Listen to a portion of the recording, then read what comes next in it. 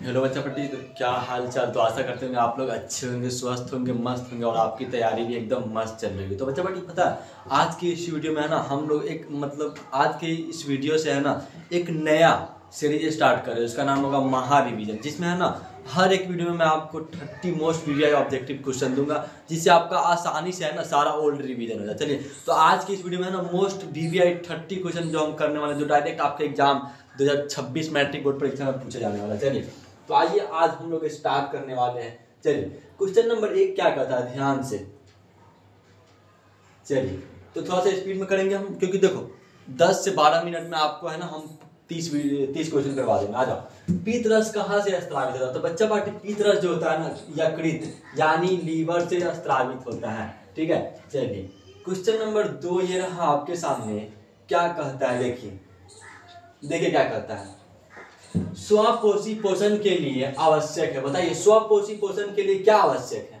स्वपोषी पोषण के लिए क्या आवश्यक है आपका?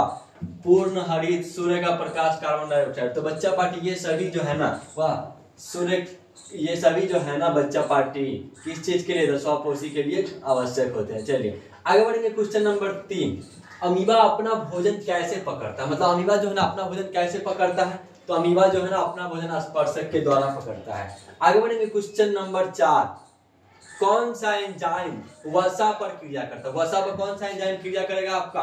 तो लाइपेज करेगा। इसी प्रकार क्वेश्चन नंबर 5 की तरफ हम लोग बढ़ेंगे। क्वेश्चन नंबर 5 क्या कहता है, ध्यान से देखिए,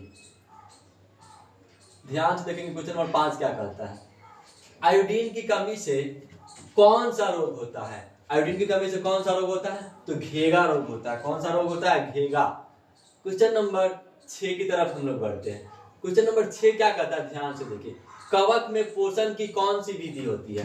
कवक में पोषण की कौन सी विधि पाई जाती है? मृत जीवी, समभोजी, स्वपोषी या इनमें से कोई नहीं? तो आपका मृत जीवी हो जाएगा। आगे बढ़ेंगे हम लोग क्वेश्चन नंबर 7 की तरफ। ग्लाइकोलाइसिस होता है। देखो ग्लाइकोलाइसिस एक प्रक्रिया होता है जो आपका कहाँ होता है? माइटोकॉन्ड्रिया में, कोशिका द्रव्य, गोल्गी कॉम्प्लेक्स, क्लोरोप्लास्ट। तो बच्चा पार्टी आपका कोशिका द्रव्य में हो जाएगा। आगे बढ़ेंगे हम लोग क्वेश्चन नंबर 8 की तरफ। किस पौधे में रंध्र अनुपस्थित है? मतलब देखो रंध्र के द्वारा क्या करते हैं ना बच्चा पार्टी, रंध्र के द्वारा पौधा क्या करता है? अपने सांस सांस लेते हैं, उसके द्वारा क्या करते हैं ना, गैस का आदान प्रदान करते हैं। ठीक है, तो देखिए किस पौधे में रंध्र अनुपस्थित रहते, तो आपका क्या हो जाएगा? हाइड्रिला हो जाएगा।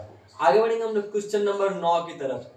किण्वन क्रिया पाई जाती है। किण्वन क्रिया किस में पाया जाएगा, बताएंगे सभी लोग। तो बच्चा बेटी किण्वन जो क्रिया है ना वह आपका इसमें पाया जाता है। चलिए आगे बढ़ेंगे हम लोग क्वेश्चन नंबर 10 की तरफ। देखिए, ट्रैकिया किस जीव का श्वसन अंग है? ट्रैकिया किस जीव का श्वसन अंग है आपका? तो कॉकरोच का श्वसन अंग है। आगे बढ़ेंगे हम लोग क्वेश्चन नंबर 11 की तरफ। कौन सी गैस श्वसन क्रिया से मुक्त होती है? देखो जब हम सांस लेते हैं अंदर तो क्या लेते हैं? ऑक्सीजन, और निकालते क्या है बाहर? क्या निकालते हैं? तो कार्बन डाइऑक्साइड बाहर निकालते हैं। आगे बढ़ेंगे क्वेश्चन नंबर 12 की तरफ। ऑक्सीजन का वाहक कौन है? मतलब ऑक्सीजन को कौन हमारे शरीर में इधर से उधर पहुंचाता है? कौन पहुंचाता है? तो आपका क्या हो जाएगा? तो आरबीसी हो जाएगा बच्चा पार्टी। इसी प्रकार आगे बढ़ेंगे हम लोग क्वेश्चन नंबर 13 की तरफ। खुला परिचरण तंत्र किसमें पाया जाता है? खुला परिचरण तंत्र किसमें पाया जाता है? तो आपका कॉकरोच में पाया जाएगा। आगे बढ़ेंगे हम लोग क्वेश्चन नंबर 14 की तरफ। मानव हृदय में कितने कोष्ठ होते हैं? मानव हृदय में कितने कोष्ठ होते हैं आपके? तो मानव हृदय में आपके 4 कोष्ठ होते हैं। कितने होते हैं? तो 4 कोष्ठ होते हैं। क्वेश्चन नंबर 15 की तरफ हम लोग बढ़ते हैं। देखिए क्या कहता है, पौधों में गैसों का आदान प्रदान किसके द्वारा होता है? तो पौधों में गैसों का आदान प्रदान रंध्र के द्वारा होता है। क्वेश्चन नंबर 16 की तरफ। पौधों में उत्सर्जी पदार्थ है। पौधे में क्या है आपका उत्सर्जी पदार्थ? गोंद, टैनिन, रेजिन। क्या हो जाएगा आपका? इनमें से सभी हो जाएगा। आगे बढ़ेंगे क्वेश्चन नंबर 17 की तरफ। निम्न में से कौन वृक्क की रचनात्मक एवं क्रियात्मक इकाई है? देखो वृक्क की जो रचनात्मक एवं क्रियात्मक इकाई होता है ना बच्चा पार्टी, उसको हम लोग नेफ्रॉन बोलते हैं। क्या बोलते हैं? तो नेफ्रॉन बोलते हैं। आगे बढ़ेंगे हम लोग क्वेश्चन नंबर 18 की तरफ। मानव शरीर की सबसे लंबी कोशिका क्या होता है? तो मानव शरीर की सबसे लंबी कोशिका को हम लोग न्यूरॉन भी बोलते हैं, और साथ में तंत्रिका कोशिका, क्या बोलते हैं बच्चा पार्टी? तो तंत्रिका कोशिका भी बोलते हैं। ठीक है, तंत्रिका कोशिका भी बोलते हैं। चलिए आगे बढ़ते हैं क्वेश्चन नंबर 19 की तरफ। मस्तिष्क का कौन सा भाग शरीर की स्थिति तथा संतुलन को क्या करता है, अनुरक्षण करता है। कौन सा भाग, मस्तिष्क का कौन सा भाग। चलिए तो आपका क्या हो जाएगा, अग्र मस्तिष्क जो होता है ना वो क्या करता है ना, संतुलन भी बनाता है और अनुरक्षण भी करता है। आगे बढ़ेंगे हम लोग क्वेश्चन नंबर 20 की तरफ। क्वेश्चन नंबर 20 क्या कहता है, दो तंत्रिकाओं कोशिका के मध्य खाली स्थान को क्या बोलते हैं हम लोग, तो सिनेप्स बोलते हैं। आगे बढ़ेंगे क्वेश्चन नंबर 21 की तरफ।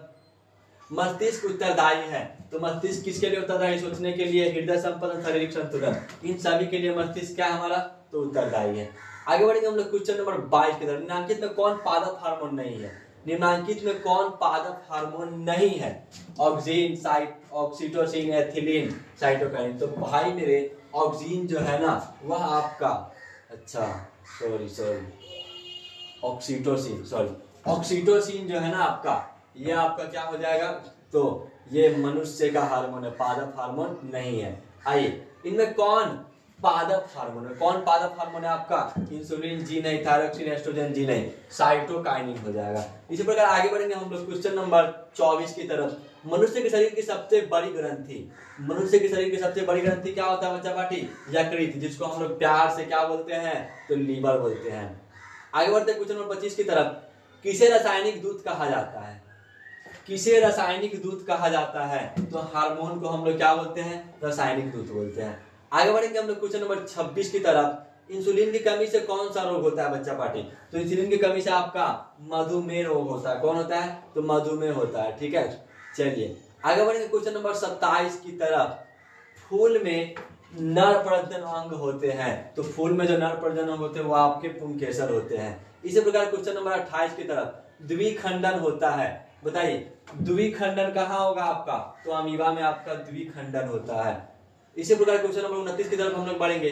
पौधों में जनन अंग कहाँ पाया जाता है, तो पौधों में जो जनन अंग होता है ना बच्चा पार्टी, वह आपके पुष्प यानी फूल में पाए जाते हैं। क्वेश्चन नंबर 30 लास्ट क्वेश्चन ये रहा आपके सामने। देखिए क्या कहता है, हाइड्रा में प्रजनन की कौन सी विधि निम्नलिखित में से है। तो देखो हाइड्रा में जो है ना आपका मुकुलन पाया जाता है। देखो बच्चा पार्टी, तो 30 सीरीज मतलब है ना स्टार्ट हो चुका है आज से, जो कि आपका रिवीजन करवाऊंगा मैं। हर वीडियो में 30 क्वेश्चन दूंगा जो कि एकदम वीवीआई ऑब्जेक्टिव होगा, डायरेक्ट 2026 बोर्ड परीक्षा में पूछे जाने वाला होगा। चलिए तो बच्चा पार्टी ये वीडियो आपके लिए कितना प्रॉफिटेबल हुआ, कितना लाभदायक हुआ, तो प्लीज आप लोग लास्ट में कमेंट करके बताएंगे, और साथ में ये भी कमेंट करेंगे कि आपका 30 क्वेश्चन में से कितना क्वेश्चन सही हो। चलिए तो bye bye, love you my audience, मिलते हैं फिर एक नेक्स्ट वीडियो में।